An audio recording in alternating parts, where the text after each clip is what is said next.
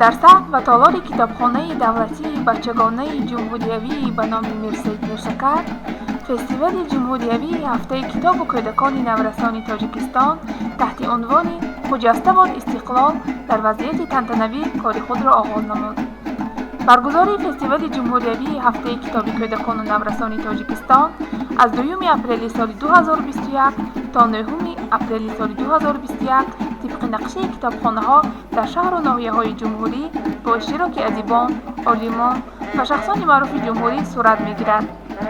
در سطح کتابخانه دولتی بچگانه جمهوریوی به نام میرسید میرشکر نمایش فروش کتاب‌های بچگانه تشکیل شد. با سفارش وزارت معارف و علم جمهوری تاجیکستان، مؤسسه نشریه معارف در این نمایشگاه اشتراک نموده 54 نامگویی کتاب‌های تازه نشر بچگانه را به معرض اشتراکچیان گذاشت.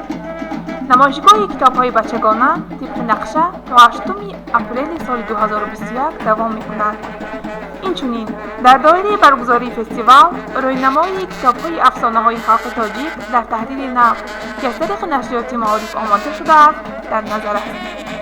مرحمت و فستیوال جمهوریوی هفته کتاب کودکان نورستان تاجیکستان.